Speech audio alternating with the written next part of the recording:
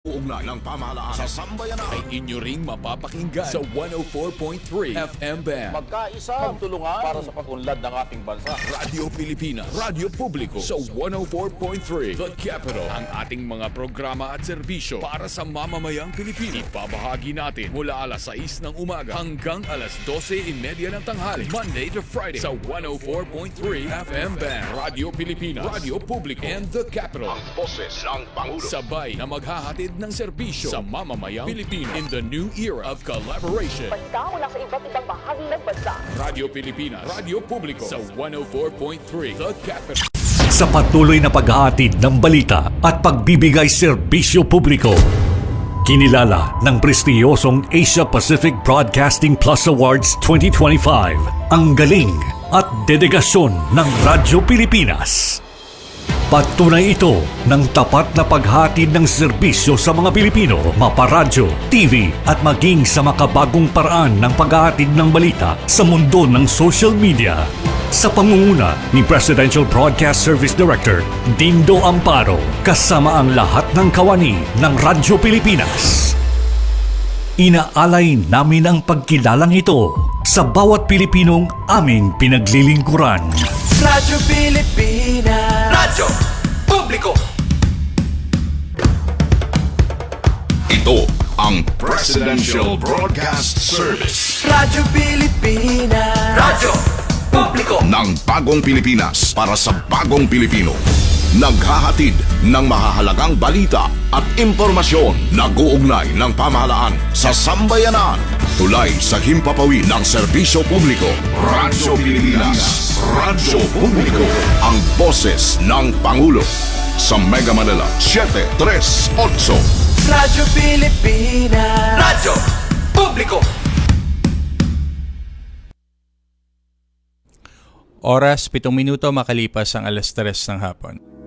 Tahanan ng OFW, handog ng Department of Migrant Workers at Radyo Pilipinas, Radyo Publiko, programang maghatid ng impormasyon sa mga polisiya, programa at mga hakbang ng DMW para sa kapakanan ng ating mga OFWs at kanilang pamilya. Tahanan ng OFW, programang hatid ay agarang serbisyo publiko para sa bagong bayani ng bayan, para sa bagong Pilipinas. Tahanan ng OFW ng Department of Migrant Workers, dito sa Radyo Pilipinas, Radyo Publiko.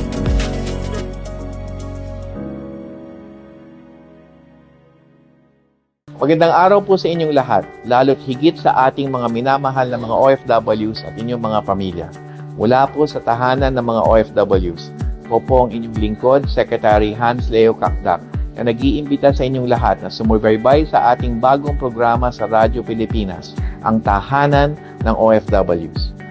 Regular itong masusubaybayan tuwing Huwebes mula alas 3 hanggang alas 4 ng hapon sa Radyo Pilipinas, Radyo Publiko, sa DZRB 738 AM at maging sa Radyo Pilipinas World Service.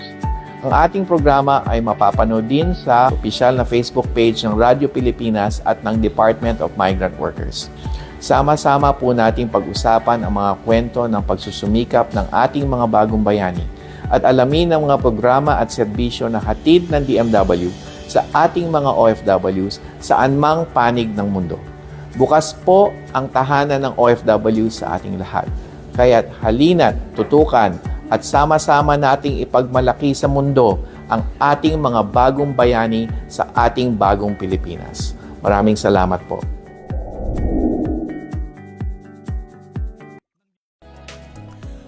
Okay, magandang hapon po sa ating lahat. Huwebes na naman po ng hapon, alas 3 hanggang alas 4 ang inyong weekly habit para po sa ating mga kababayang OFW at ang kanilang mga pamilya. Nasaan man po kayo sa mundo, ito po ang tahanan ng OFW. Live na live po tayo napapakinggan dito lamang po sa Radyo Pilipinas, Radyo Publiko. Ako po uli ang inyong lingguhang kasama, Assistant Secretary Kiko de Guzman po, mula po sa National Reintegration Center for OFWs ng Department of Migrant Workers. Kasama po natin ngayong hapon ang aking partner, Director Charles Tabu ng Land-Based OFW Concerns. Yes, salamat Kabsat, salamat Asek, good afternoon at tuloy-tuloy ang serbisyo kabayan saan ka mang panig ng mundo. Ayan, syempre Director Charles sabi nga natin since January weekly na natin to. Weekly habit ng ating mga kababayang OFW. Doon sa isa nating napuntahan recently, actually may mga nakakausap. Parati si Asik Benny din yata may mga nakakausap. Nababanggit nga na pag minsan binabalikan daw nila yung show natin. Oo. At meron na rin silang tuloy-tuloy na habit na tuwing Thursday ay nakikinig sila sa ating programa. Yes, opo. Ang ating pong programa kasi ay live na live po mapapakinggan sa Facebook page po ng Department of Migrant Workers at sa Facebook page din naman po ng Radyo Pilipinas, Radyo Publiko. At syempre naman po, ito rin po ay napapakinggan din naman sa RP World Service on a delayed telecast din naman, on a delayed broadcast. So, pang ilang episode to, partner? Nako, ito ay ika-26 na episode na ito at handog ng tahanan ng OFW. Nakaarang linggo, partner, ay nakasama natin ang Region 11 kung saan ay binanggit yung mga serbisyo, lalo na sa mga region, lalo na sa Region 11. Oo, mamaya actually may mga announcements tayo, particular sa mga kababayan natin dyan sa Region 11, mga kamag-anak at mga dating OFWs po. Alam namin may mga hinihintay kayo mula sa amin at sa Bureau of Customs. Pero mamaya po, i-discuss namin yan extensively kung paano po natin naman makukuha at para po sa mga hinihintay naman na Balikbayan Box, yung ating project partner. Yes. Maya-maya lamang ay amin po yung pag-uusapan. At syempre, nababanggit na rin yung mga kababayan natin sa iba't ibang panig ng mundo. Sa mga kababayan po natin dyan sa Riyadh, Saudi Arabia, ayan po. Tayo po ay magkakaroon actually ng kumustahan dyan. Magkakaroon po tayo ng serbisyo fair. Patungo po dyan ng iba't ibang mga opisina po ng ating pamahalaan, iba't ibang opisina po ng gobyerno upang kayo po ay handugan. Mailapit po ang serbisyo ng pamahalaan at mailapit po ang serbisyo ng iba't ibang mga opisina para po sa ating tinatawag na Bagong Pilipinas Serbisyo Caravan o Serbisyo Fair. Handog naman po sa ating mga OFW. So pakatutukan po nyo yan. Bumisita lamang po sa Facebook page ng ating Embahada, Konsulado at Migrant Workers Office.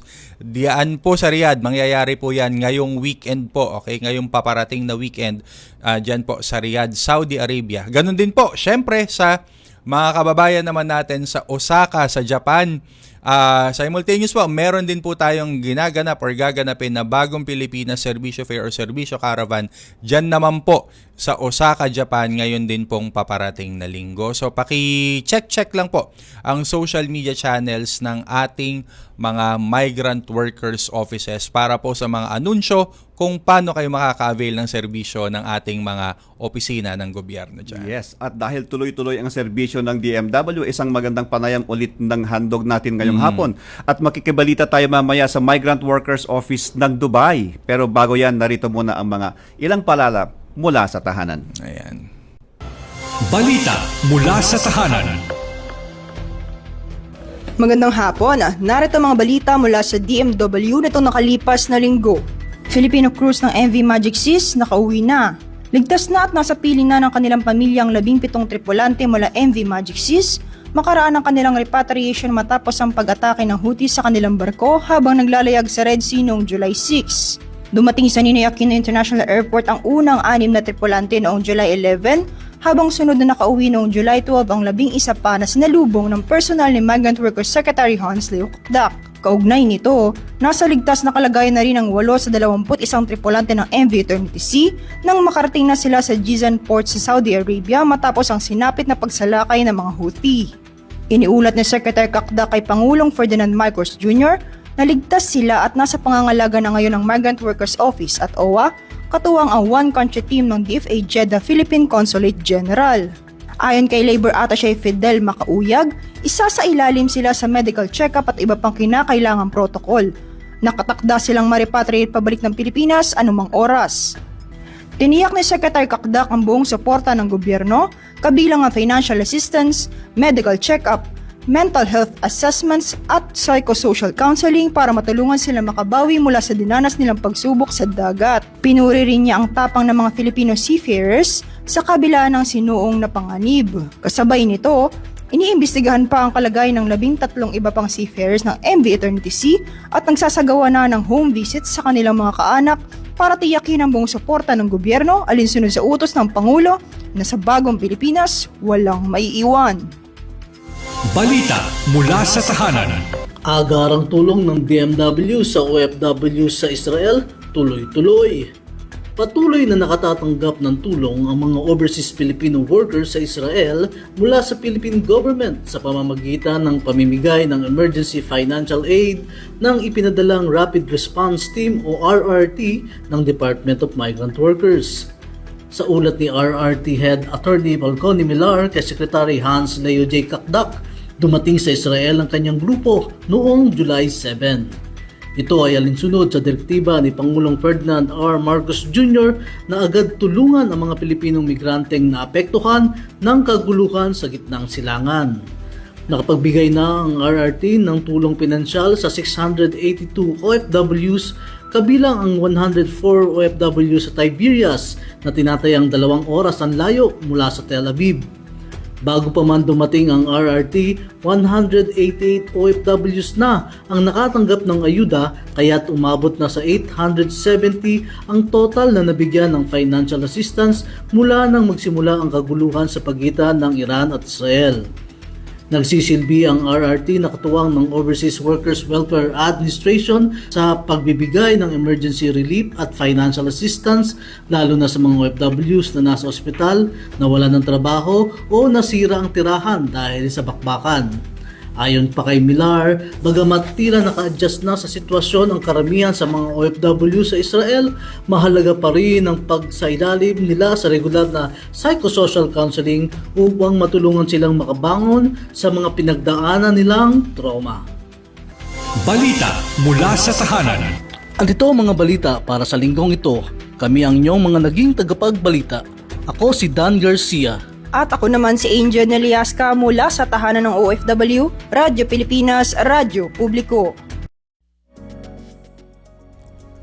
Ayan, at yan po ang mga balita mula sa ating tahanan at syempre partner tayo ay nagagalak, 'di ba? Doon sa pag-uwi sinalubong namin over the weekend yung mga nakauwi yung 17 seafarers po mula po sa MV Magic Seas. Ito po yung isa sa mga nagkaroon ng problema at inatake ng mga rebelding Houthi dyan sa may Red Sea. Syempre masaya tayo na nakauwi ng ligtas yung 17 na tripulante, na crew ng MV Magic Seas. At syempre sila kapiling na, kasama na ng kanilang mga pamilya. Iba yung saya, iba yung happiness nila nung nasundo sila nung Friday yung first batch. Kasama nung grupo ng DMW, OWA, ng DOH, DSWD was also there. So magkakasamang sumundo sa kanila. Of course, yung Manila International Airport Authority Health Service was also there. And then nung Saturday ng gabi, kasama si Secretary Hans, ay sinundo naman natin yung iba pa rin na mga tripulante ng MV Magic Sea sa kanila pong pagbabalik, yung mga crew members po ng barko na ito. At kabilang din po dyan, syempre ay kagabi ay sa wakas ay nakarating na rin dito sa Pilipinas yung mga nailigtas naman na crew mula naman po sa MV Eternity Sea. Ito naman yung isa pang grupo. 8 po sa kanila ay nakauwi na kagabi at sila po sa kasalukuyan ay nag-undergo ng medical saka psychosocial, psychological debriefing din naman nila at yung mga medical check-ups. At nakapiling na rin nila, partner, kagabi. Nakasama na rin nila ang kanilang mga mahal sa buhay at ang kanilang mga kaanak nung sinundo sila sa airport. So kami po ay humihingi ng karagdagang panalangin din, syempre patuloy po na panalangin at pagdarasal sa kaligtasan po ng iba pa pong mga kababayan natin, iba pa pong mga marinong Pilipino na sa kasalukuyan po ay nariyan pa sa may bandang Red Sea at sa iba't ibang panig na rin po ng mundo. Patuloy po sana natin silang ipagdasal at ganun din, partner, yung unfortunately yung kababayan natin, si OFW Leia Mosquera naman po. Ito po yung isa sa mga bayani natin na recently lamang, I think the other day lamang, nito lamang linggo ay sa kasamaang palad po ay pumanaw na po ang ating kababayan. Siya po ay nadamay doon sa hidwaan naman ng Iran at Israel nitong mga nakaraang linggo. So sa pamilya po ni OFW Mosquera, lubos pong nakikiramay ang Department of Migrant Workers at ang OWA. At hayaan niyo po patuloy po kaming susuporta at patuloy po kaming tutulong. At nang sa ganun po ay sa lahat-lahat po ng ating mga kababayan na naiipit dyan sa gera at sa sigalot sa Middle East ay patuloy po ang pagsuporta, paggabay at pagtulong ng Department of Migrant Workers. So sa mga kababayan natin, tuloy-tuloy lang po ang dasal. Yan po ang pinakamalakas na pwede nating kapitan sa mga panahon na ito, nang sa ganun ay that peace would be able to reign, and that understanding, love, and compassion, of course, for everyone would be able to be the one that would be on the top of the minds of everyone, and at least yung nasa puso ng bawat isa, di ba, partner? Yes, yun yung kahilingan ng bawat isa sa atin, ang kapayapaan pa. Oo. At syempre, ang ating pong mga kababayan ay patuloy pong tumatanggap ng suporta at tulong syempre mula sa ating pamahalaan. Naka-ready po ang Action Fund ng Department of Migrant Workers. Ang pondo po ng OWA ay namomobilize din. Ang buong puwersa po ng pamahalaan sa kautusan po ng ating mahal na Pangulong Ferdinand Bongbong Marcos Jr. to mobilize all of the resources of government to support our kababayans, to bring them home safely, to be reunited with their families. Lahat po ito ay tuloy-tuloy po na ibinibigay. DOH, DSWD, andyan din ang suporta syempre ng TESDA, andyan din ang suporta po ng iba't iba pa pong mga ahensya na palagian po ay kasama din namin sa rescue and repatriation. Of course, through the lead of the Department of Foreign Affairs, syempre sa One Country team natin dyan sa site. Special shout out po sa ating DFA, DMW team dyan sa Jeddah, Saudi Arabia, kay Conjen Romato at kay Labat Fidel Makauyag na kasama sa flight kagabi. Ayan po. At ngayon naman po ay ating pakinggan ng pagbabahagi ng isa nating kasamahan na OFW, si OFW Josephine, na isang caregiver mula sa Davao City naman. Ayan.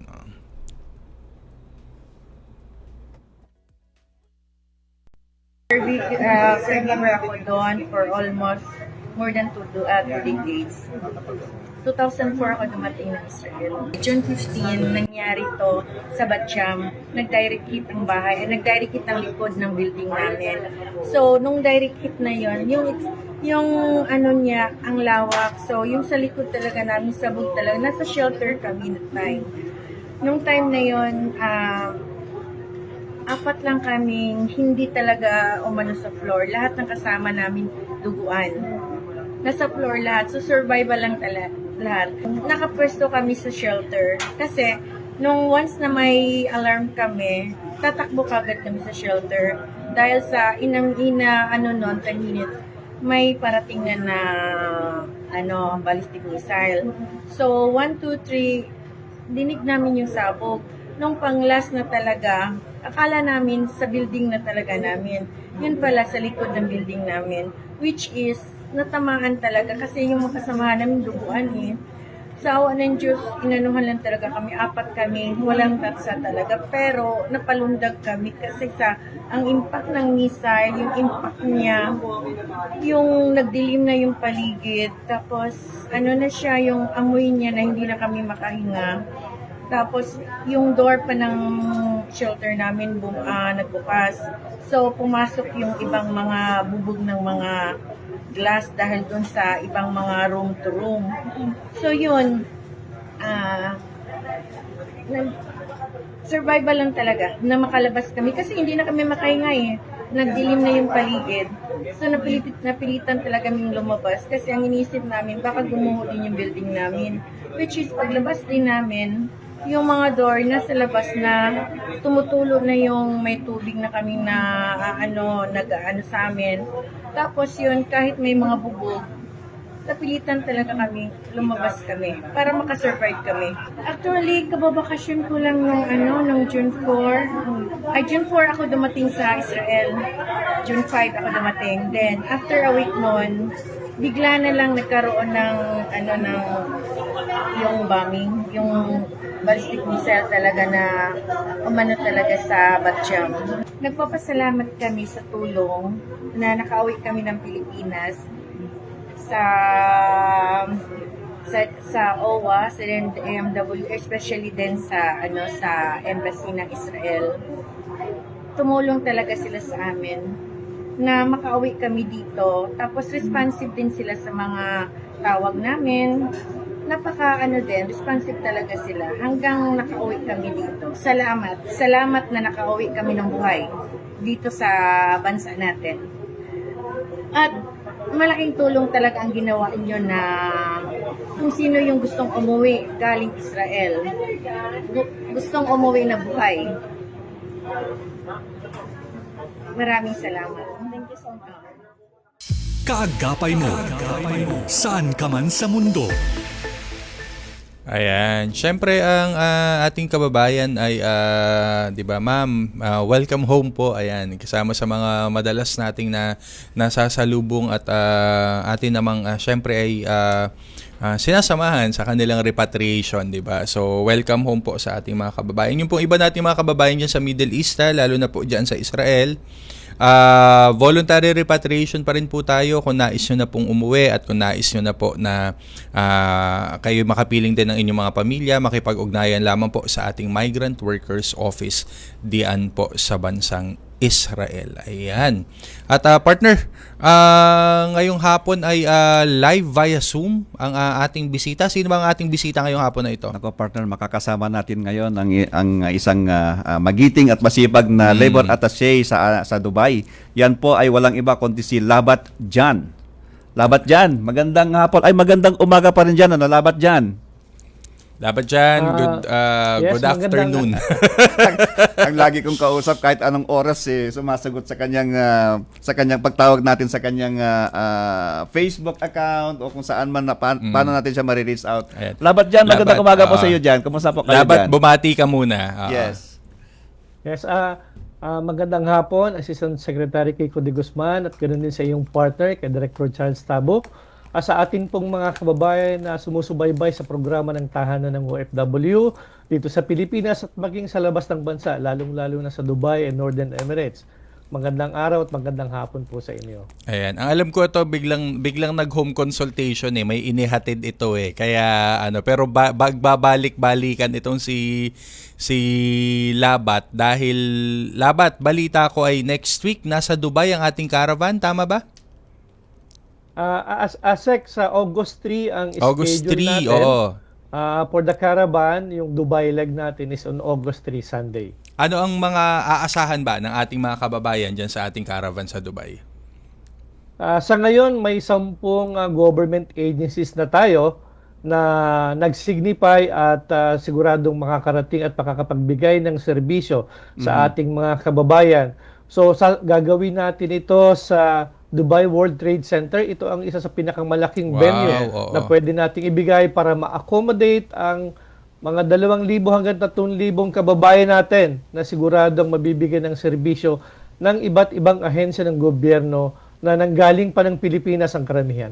Ayan. Yeah. When we talk about government services, Labat, anong mga government service usually ang mga ino-offer natin sa mga ganitong caravan? Iba't ibang klase, Asek Kiko at Director Charles. Dito sa mga opisina natin ng ahensya ng gobyerno na nasa on-site, so sa atin sa MWO, meron tayong contract verification na gagawin at o membership. Ganun din ang SSS at Pag-ibig. And then pupunta rin po dito ang PhilHealth even before the caravan. So ang ating Consulate General din po ay magsasagawa ng consular services. So, importante rin ang gagawin ng DSWD, yung kanilang mga programa ipapakalat po sa atin. At ang Public Attorney's Office, so kung may mga problema po yung ating mga kababayan sa buong UAE na ang problema ay nandito po sa Pilipinas, kung gusto po ninyong humingi ng konsultasyong legal, libre po ito, ay nandyan po, marami yung kasamahan natin from Public Attorney's Office ang darating sa August 3. Ayan. Siyempre, kung gusto nyo po ng sa MWO Dubai kasi partner, may legal consultation na rin. Ito si Labat dyan, isa sa mga pinakamatikas nating abogado dati ito sa POEA. Kung meron pa po kayong mga ikukonsulta, meron pang mga iba pang mga idudulog po at ihihingi din naman ng tulong. So, nandyan po ang Public Attorney's Office, di ba? At nabanggit ang PhilHealth. PhilHealth, yes. Oo. Kasama nila isa sa mga ahensya na kasama ang mga ahensya PhilHealth, SS, Pag-ibig, mga kababayan natin na medyo health is wealth. So sana na maintain po natin ang ating membership, updated din sana ang ating mga contributions nang sa ganun anytime pwede po nating makuha din yung benefits, 'di ba, ng mga agency na 'yan. Tapos may magandang balita at atong si Labat yung matagal nating pinakaiintay ng ating mga OFWs. Kasi nitong nakaraan ay inilunsad ang pilot testing ng online contract verification, no, Labat? At ano po ang mga benepisyo nito para sa ating mga OFW sa Dubai at iba pang mga places diyan sa Emirati po? Tama po kayo. Noong bilang pagtugon po sa kautusan ng ating presidente na dapat ay digitalize na natin ang ating mga proseso, kaya kagad-agad po ang Department of Migrant Workers sa pangunguna ng ating Secretary Hans J. Kakdak ay nagkaroon po ng ugnayan sa Data Flow Group na kung saan sila po ay nag-create ng isang programa para sa 100% online contract verification. So nagsagawa na po tayo ng pilot test. Ito po ay inumpisahan natin noong July 7 at patuloy po sa loob ng isang buwan o baka ito ay pwede pang ma-extend, ay sinasagawa po natin ngayon ng 100% online contract verification. Ano ho ba ang kagandahan nito? Hindi nyo na ho kailangan pumunta sa Migrant Workers Office. Sa inyong mga tahanan, sa inyong opisina, pwede nyo na hong gawin ang online contract verification. Meaning, upload nyo lang ho ninyo ang dokumento. Pagkatapos po nito, magbabayad lang kayo ng convenience fee at verification fee. Then we will do the evaluation ng inyong mga dokumento at kapag ka-approve na po ito, pwede nyo na rin hong i-upload or i-download ang inyong mga kontrata na verified na po at diretso na ho. Pwede na rin kayong kumuha ng OEC. So 100% online na po ito at pero sa kabila po nito ay meron pa rin ho tayong isinasagawa sa Migrant Workers Office na manual contract verification. So ito po ay pagpipilian ng ating mga kliyente whether they will do the online or they will do the manual contract verification. Oo. Maganda ito, partner, kasi ang madalas na naibabanggit ng ating mga kababayan yung oras nila. Yes. Diba? I mean, ikaw dati kang OFW. Yung oras kasi sa pagpapa-verify, although yung verification sana ay gagawin ng employer o kaya ng mga principal. Pero sa katotohanan ang gumagawa nito at naglalakad pa rin nito yung mga Sila kababayan nating OFW. So syempre, because manual nga yung proseso, they would need to bring the documents all the way to the MWO. Na bagamat Labat mabilis yung proseso naman natin sa MWO kahit na walk-in o kaya by appointment, iba pa rin kasi yung syempre yung travel time mo, yung you would usually need to leave your work for like half a day or one day. So ito yun, nasusolusyonan nito yung inconvenience saka yung parang panghihinayang ba na sana ipinasok ko na lang, isa pa yung sweldo nung araw na yun, di ba? Oo. Saka yung minsan hindi ka papayagan ng amo mo na hindi lumabas. Ka papayagan, oo. Although Labat nag-a-adjust tayo sa work I know Dubai is one of those MWOs na on Fridays or on weekends may mga araw talagang may mga tao na tumatanggap ng mga kliyente natin so that even on their rest days or on their breaks, on their supposed to be weekend breaks, nakakapagproseso ng dokumento. Yes. Tama ba, Labat? Sa amin dito sa Dubai, ay ang aming opisina ay Lunes hanggang Biyernes. Pero paminsan-minsan ay meron kaming consular services na sinasagawa on weekends para naman ma-cater natin yung mga kababayan natin na walang trabaho on weekends.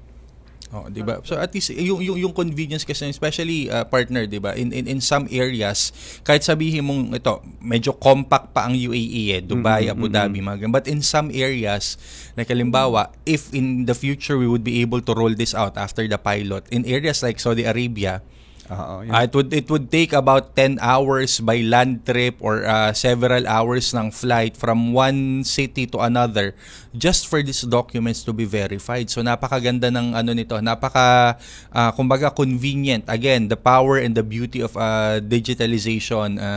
Yan po ang utos at yan po talaga ang tinututukan ng ating mahal na Pangulo na at least mapadali po ang lahat-lahat ng mga serbisyo na ito at maibigay sa ating mga kababayan. Diba? So, Labat pa, kumusta naman yung reception ng mga kababayan natin dito sa programa na ito, dito sa serbisyo na ito? Actually, nagulat ho kami sa reception. At nung unang araw pa lang ng July 7, imagine meron hong 5,000 or more na nag-attempt na mag-submit ng kanilang application. Although meron ho tayong limit daily sapagkat ito ay pilot pa lamang. Yes. Ganun ho, karami ang gusto. Nagulat kami kaya yung talagang sistema medyo nagulat din. So unti-unti ho ay na-adjust namin at kung ano pa man yung mga kailangang improvements ay isinasagawa namin. Pero talagang nakita ho namin ang enthusiasm. Excited ang ating mga kababayan. Sa kasalukuyan ho, meron na tayong more than 1,500 na successful submissions. At meron na din tayong more than 700 na OEC issued. So, ito po ay patuloy na isasagawa natin sa buong buwan ng Hulyo at posible pa pong ma-extend. Again, ang intention po natin dito ay para sa convenience ng ating mga kababayan. Malaking bagay yan, Labat. Lalo na yung mga malalayong lugar, no, Labat, no? At saka yung mga tao na hindi, yung mga OFW, kapatiran natin mga OFW dyan na hindi pinapayagan minsan na lumabas.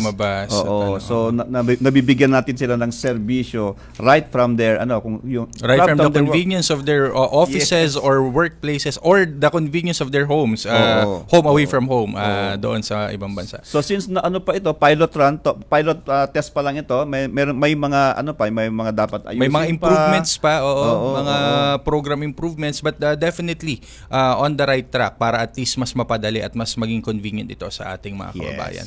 So Labat, any message or any any words for our kababayans in Dubai and sa ating mga kasamahan, mga kababayan, mga OFW?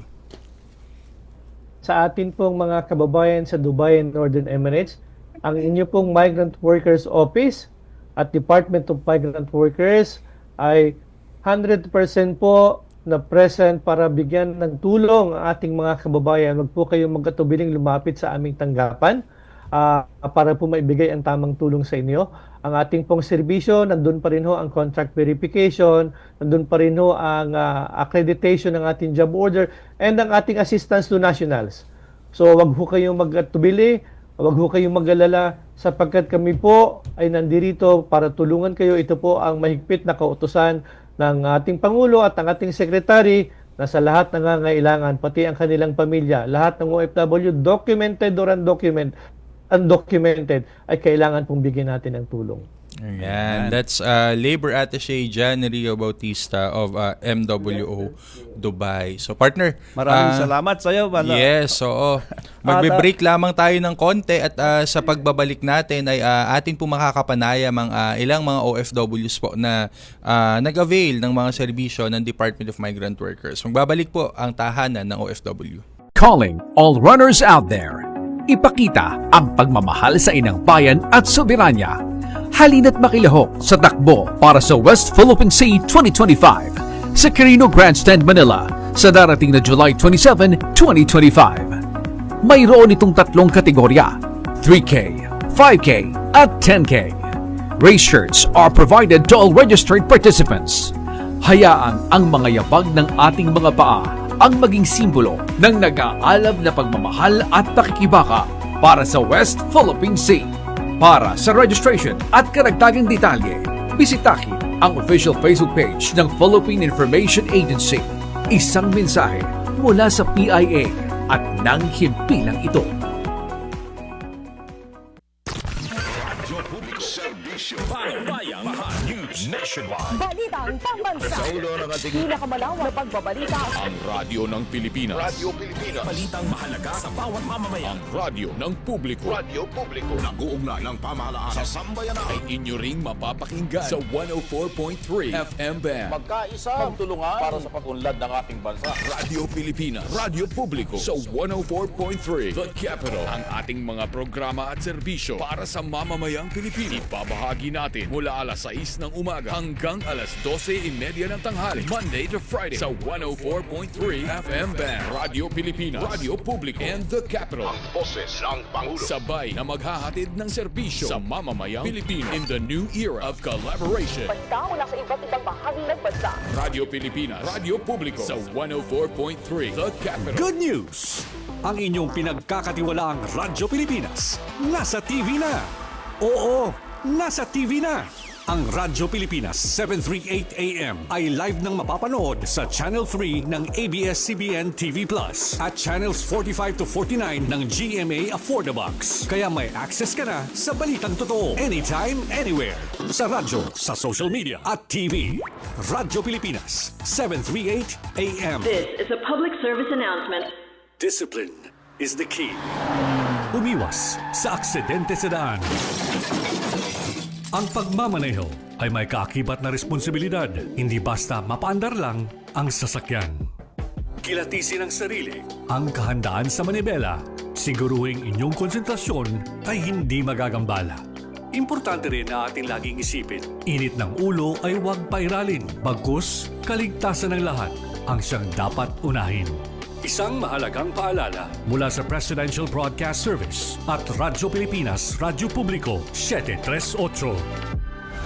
This is a public service announcement. Public service announcement from PBS, Presidential Broadcast Service at Radyo Pilipinas, Radyo Publiko, 738. Tahanan ng OFW ng Department of Migrant Workers dito sa Radyo Pilipinas, Radyo Publiko.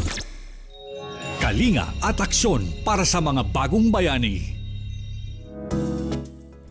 Narito pa rin po tayo sa tahanan ng OFW at sa pagkakataon naman pong ito ay atin naman pong pakinggan ang kwento ng ating mga bagong bayani at ang kanila naman pong paglapit din at ang paghahandog din naman ng tulong ng Department of Migrant Workers para po sa kanila at sa kanilang mga pamilya. So partner, sino ba ang ating makakasama sa hapon na ito? Ayan, ang makakasama natin ngayong hapon, partner, ay ang bisita natin live sa studio ay isa sa mga OFW na domestic helper po sa UAE at bumalik sa Pilipinas noong nakaraang taon, December.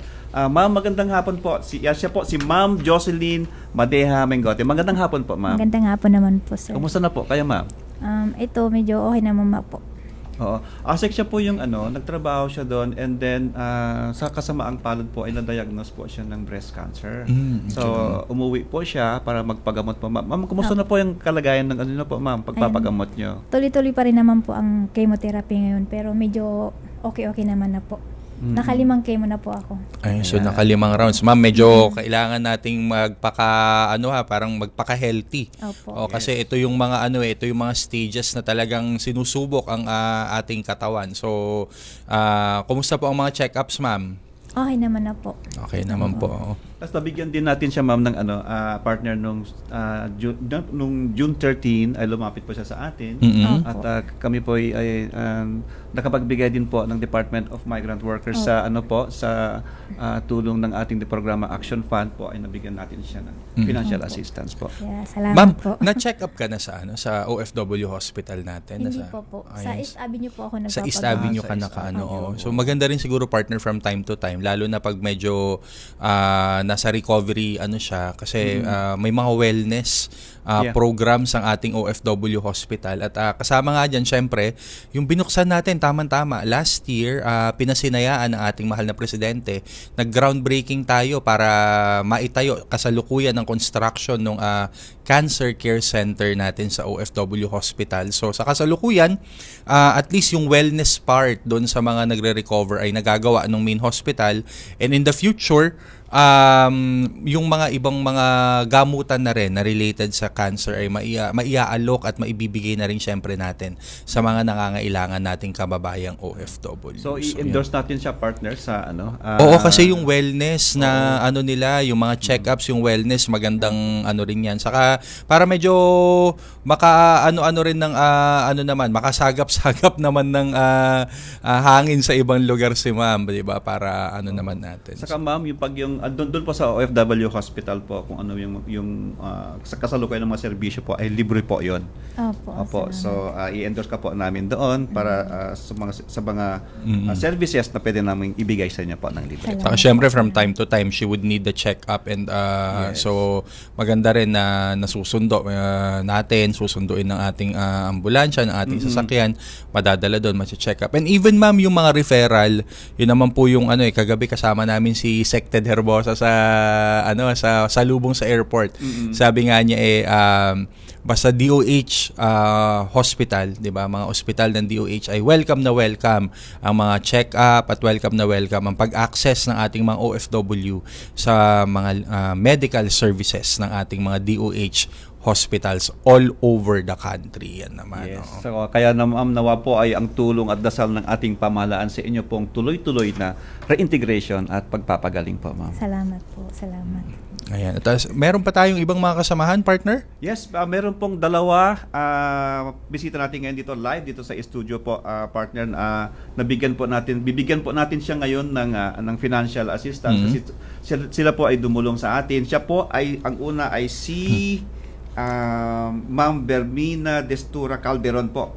Si Ma'am Destura Calderon po ay galing po siya ng Saudi. Kayo po si Ma'am Destura. Napagpalit mo na. Oo. Ma'am, di ba kayo yung galing ng Saudi, ma'am? Opo. Bigyan mo nga kami ng kwento paano nag-ano ka sa Saudi. Mild stroke po ako.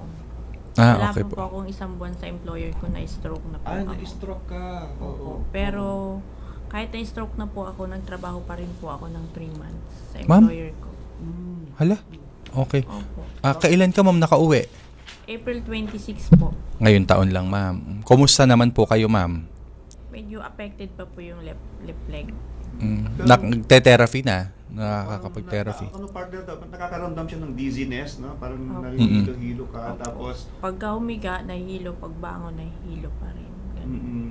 Pero sa kasabang palad, partner, hindi siya nabigyan ng tamang medical attention doon sa Saudi. Kasi na-stroke na may diagnosis na at least na lang ipagpasalamat natin hindi hindi lumala.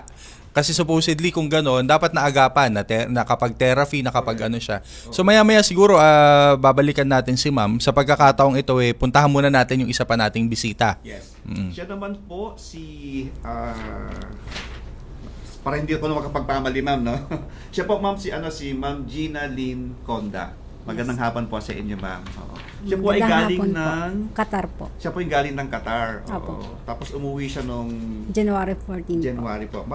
Paano ikwento, ma'am? In brief lang, ma'am, yung naging buhay natin doon sa Qatar. Sa loob po ng 3 buwan ko sa Qatar, naka-anim pong employer ako. Ilan, ma'am? 6 na employer. Opo. Paano nangyari yun, ma'am? Pag ako po ibinabalik ng unang employer sa agency, bibenta na naman po ako sa ibang amo. Tapos babalik na naman po ako, bibenta na naman po ako. Ganun po ang nangyari sa akin doon. Ma'am, ang ko lang medyo, 6 ma'am. Bakit ilang buwan ito? Medyo na lang ako. Ilang buwan, ma'am? 3 buwan po. 3 buwan, 6 na employer. Opo. Medyo bakit ma'am? Anong dahilan ng pagpapalipat-lipat ng employer? Doon po sa first and second month ko ng Qatar. Isa po yung employer ko doon. Nagpaalam po akong hindi ko na talaga kaya kasi yung bata po nananakit, yung kapatid po ng alaga ko nananakit. Even na karga ko yung alaga ko 7 months, tutulak kami. Paano po ang inisip ko po doon, paano kung mapahama kami, karga ko yung bata ay di mas lalo pong delikado yung lagay ko. Mapapahamak ako. Kaya sabi ko po sa agency ko, lipat na lamang ako ng panibagong employer at di ko po talaga kaya doon. So, nangyari po, dinala naman ako ng employer ko doon sa agency, tapos one day lang po, ibinalik na naman ako kasi kilala daw po yung una kong amo nung kumuha sa aking employer din.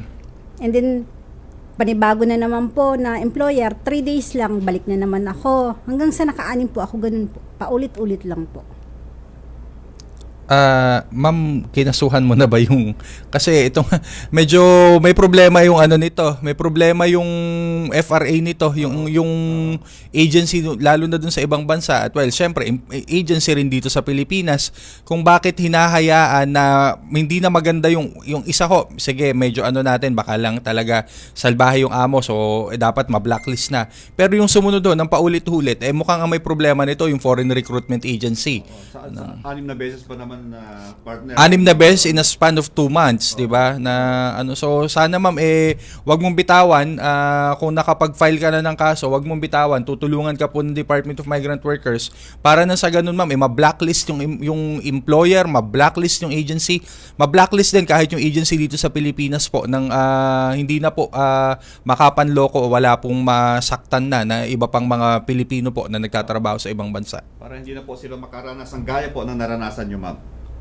Ang importante po, partner, ay nandito na po sila safe dito sa Pilipinas. Oo nga, partner. At mukhang meron yata tayong iaabot sa kanila na tulong. Ano ba itong ating tulong, partner? Itong tulong nito, partner, ito yung binibigay natin sa programa natin na Action Fund po, ay binibigay po natin ito dun sa mga ating mga OFW na sa kasamang palad po sila po ay hindi naging okay yung kanilang pagpuntang abroad po. So, ang Department of Migrant Workers po, ma'am, ay meron pong konting tulong po. Sana po ito ay makatulong sa inyo sa inyong nung pagbalik nyo dito sa Pilipinas at para makapag-start ng pwedeng small business o para po sa pagpapagamot nyo po.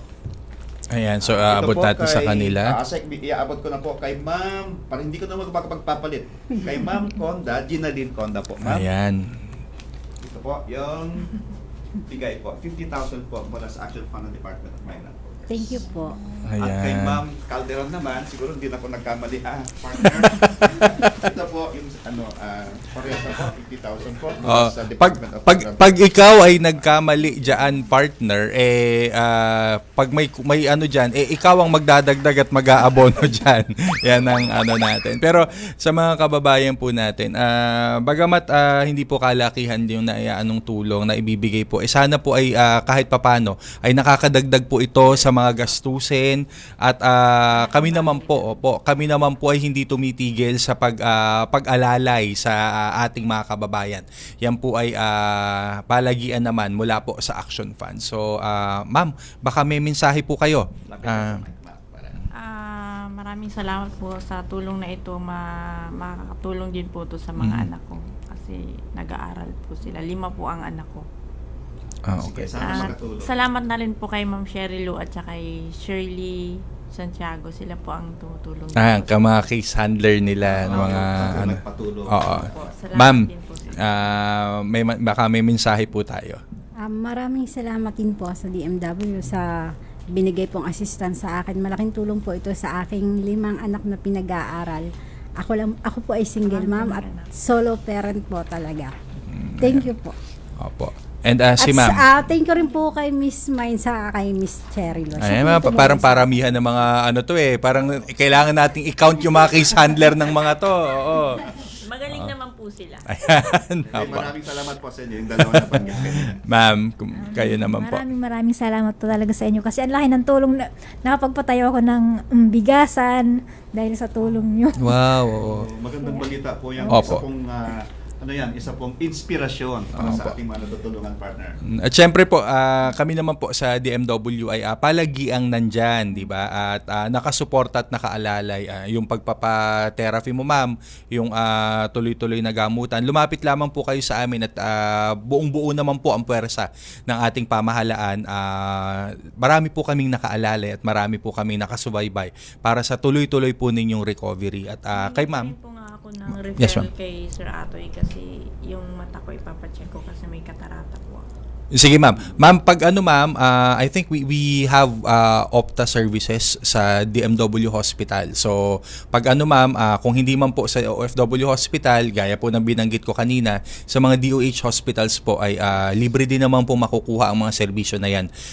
Tutulungan na lang po namin kayo na makakuha ng referral, saka makakuha po ng schedule para po doon sa inyong check-up. At ganun din po sa inyo ma'am. At ma'am, magkikita tayo doon para doon sa kaso nung yung mga agency at para mapanagot na rin syempre, 'di ba? At para po sa iba pa rin namang mga tulong po. Libre po ang tulong legal din mula naman po sa DMW. At syempre, yung tuloy-tuloy po ninyong reintegration, yung tuloy-tuloy po ninyong muling pagbabalik bayan at pagbabalik hanap buhay dito ay sagot din po 'yan ng Department of Migrant Workers at ng OWA na rin. Ano po?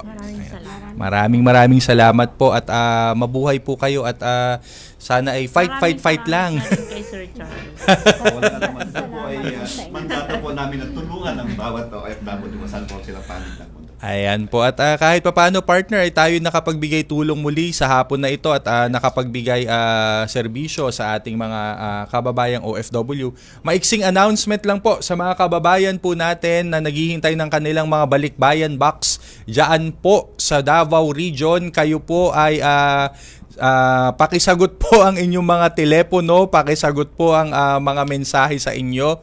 Kasalukuyan po kasing ongoing po ang delivery ng mga balikbayan boxes na na-delay na ng 2-3 taon. Yes, ito po partner. yung, 'di ba partner? Ito po yung pinagtutulungan ngayon na mai-deliver ng DMW po at ng Bureau of Customs para po sa inyo.